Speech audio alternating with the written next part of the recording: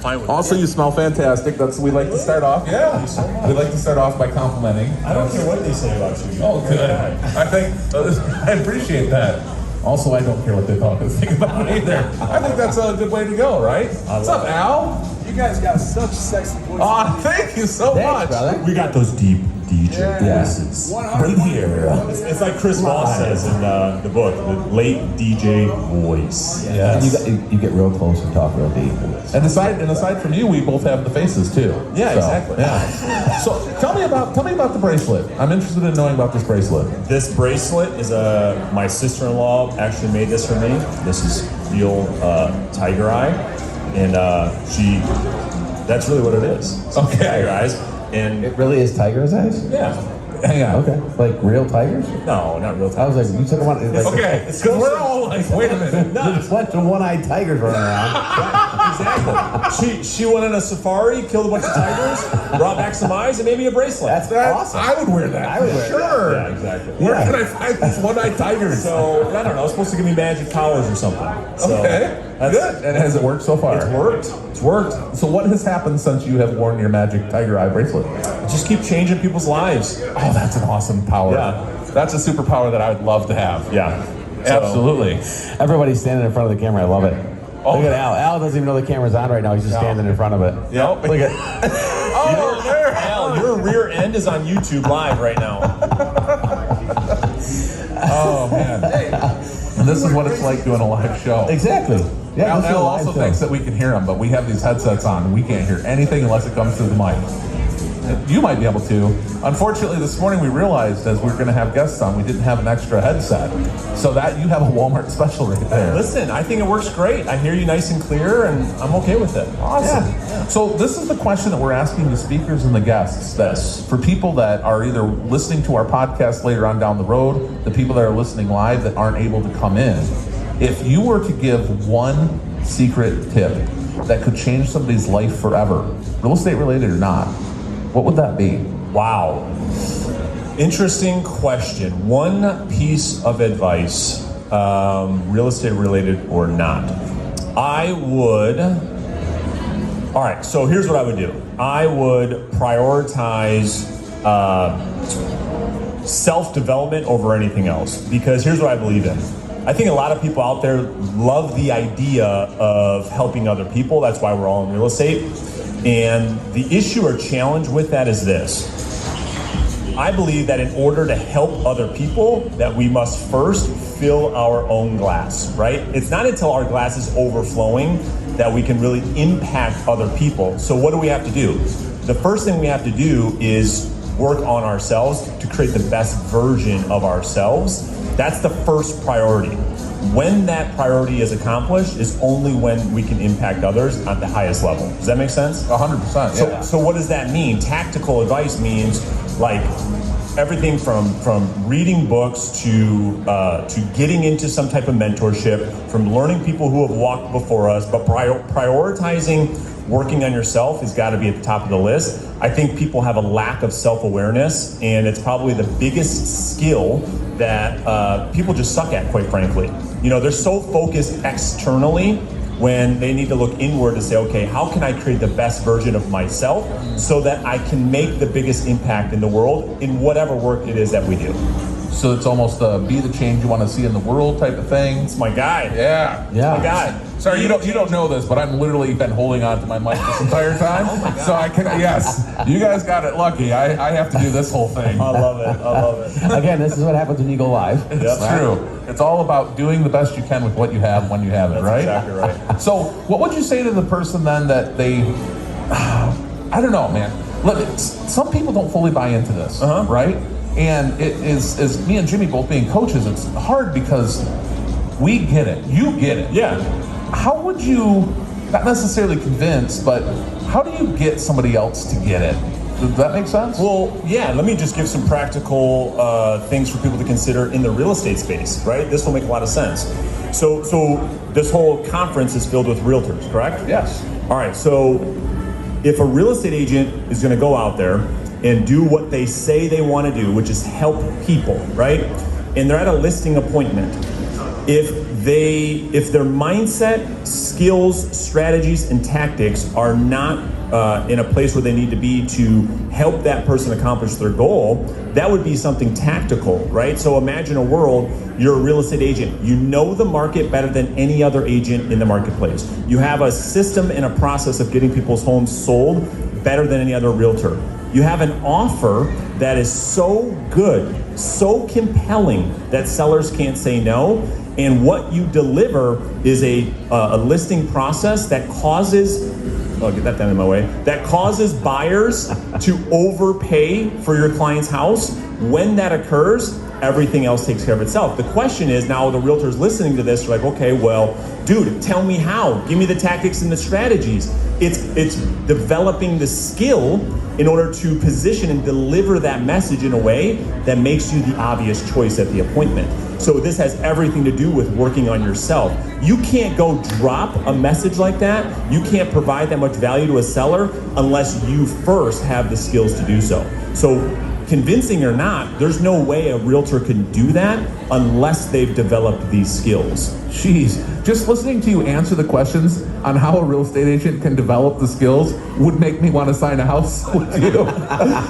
Like, just listening to you explain to a real, if you were to do that at a listing presentation, be like, I'm bringing a new guy along, can I explain? That person is going to sign exactly based right. off, because, but you know what? It's because you're bleeding on the inside what you've worked on this entire time, and it comes through everything that you say because you utterly believe it at this point in time. Well, that's a great point. You see, like when you ask me, well, how do you convince somebody that their highest priority is themselves? It's not a selfish thing. And when you say that, everything I deliver from a messaging standpoint is just a byproduct of self-development, period. That's why I can deliver the message the way I deliver it, right? And so anybody that's listening or watching or whatever is going to participate in today's event, if you want to be able to go and position yourself at a listing appointment to be the obvious choice, the way in which you do that is you focus on yourself and creating the best version of yourself, getting your listing presentation on camera, treating it like game film and watching it 1,000 different times, having the entire audience watch it, give you feedback, critique through failure, and through that you build unbelievable skills. So it's like being an actual professional, what That's exactly somebody in right. sports could do, Yeah. except for you're just doing it in your career. So let me ask you, out of all the self-development that you have done, what was one of the most pivotal points in your life or in your coaching or something that you read that really the light bulb it was so bright it burst? Yeah, by far, look at Chuck Fazio. We finally get to meet. There he is. In the building. Are you feeling well? I'm alive. Okay. There he is. All right, I'm gonna come give you some love in a second. All right, by far, it's not even a shadow of a doubt, The Compound Effect by Darren Hardy has been the biggest life-changing experience I've ever gone through. And specifically what it was about Darren's message is, for a long time I thought people that were at the height of their game, making millions and millions of dollars, were different than me. That they had a superpower, or they knew or they could do something that I couldn't do. That wasn't the case. It wasn't the case at all. What it was is that high achievers just did the things that low achievers aren't willing to do on a daily, consistent basis, which is boring, unsexy, right? The stuff that you don't get any praise for behind closed doors. And this is the key to high achievement, where most people think it's like this huge, massive secret. Like, ooh, what do you know that I don't know? Like, dude, I don't know shit. Right. I'm just doing all the things that you don't do every day. No. It's got to be more than that. It's not more than that. I would go travel around and go shadow the top producers in our industry, and I would leave very, very disappointed. I'm like, you just made calls for 2 hours. That's all I did. I can do that. And so Darren does a great job in The Compound Effect talking about small, insignificant changes on a daily basis that over time can create a life-changing result. Whether that be in health and fitness and finance and making money, getting listings, it doesn't matter. It's just there's small, consistent things over time that make the difference. So let me ask you this. For the person that has a really hard time not doing sexy things, right? Because at 9 o'clock in the morning, they want to be out on a boat Instagramming themselves, right? Like every other agent in the world, right? What would be something that they could do to make the mundane and non-sexy palatable? They need to go on a dopamine detox. So this is something. Oh, I love this. I know where you go. Oh, I love this. So this is our problem, right? So everybody is addicted to dopamine, right? Yes. And large doses of it, right? So, and social media is the problem, right? We post a little image of ourselves, and we're just tracking the likes. There's Mark Z. What's up? We're tracking the likes. We're tracking the comments, and we're addicted to this dopamine, right? So what we want to try to do is go on a dopamine detox, meaning let's stay away from the things that give us instant gratification, and let's fall in love with things that delay the gratification, right? So waking up early versus sleeping in, going to the gym versus watching Netflix, eating healthy versus putting salt and pepper all over your food because it's an instant gratification. We got to really focus on these things that delay the gratification. That will bring your dopamine tolerance down, so that when you start doing the things that matter, you won't get as bored. You will start to get some stimulus. But because prospecting's boring, well, it's boring because we're sitting there scrolling on social media, just addicted. Scroll. I love it. Dopamine. Where if you just chill out and get off that stuff for a minute, you can lower that tolerance. Wow, that's incredible. That is absolutely incredible. Dopamine detox. Yeah.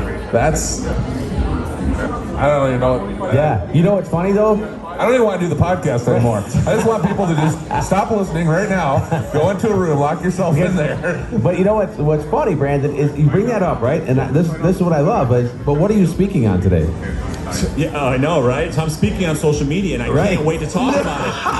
Well, yeah, but you're right. That's amazing. It's a necessary evil, right? Yes. It's a necessary evil. Yes, and so I'm not going to give any. Don't give any tips. I'm not going to give anything away. Yeah. But the way in which we're going to talk about social media today is going to kind of prove what we need to do in order to use this powerful platform, not in a way to fulfill our addiction to dopamine, but it's how do we use a platform like this that's never been given to us ever in a way that allows us to serve the people that we say we care about the most. And so that's what we're going to focus on. We're not going to use it from an addiction standpoint. We're going to use it to serve people. Wow. And that's awesome. That's all mindset. Yeah. That's all I'm sure that when you get on the phones, you don't think you're bothering people, do you? Never. You Absolutely think you're helping freaking people. not. Yeah.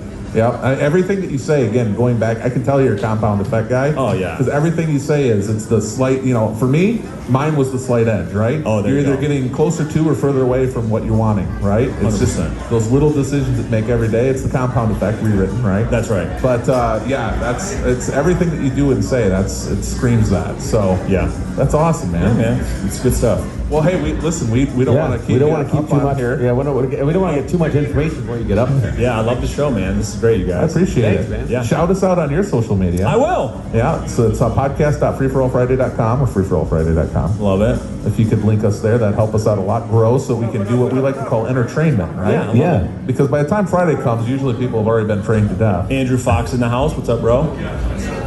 What's up, man? So yeah, good stuff, you guys. Thanks for having me on the show. Awesome. Appreciate it. Thanks, you so Brandon. much. Thanks for coming today, brother. If you ever find those one-eyed tigers, let us know. I will make sure I tell you all about them. I can't wait. Thank you so much. guys. Appreciate ya.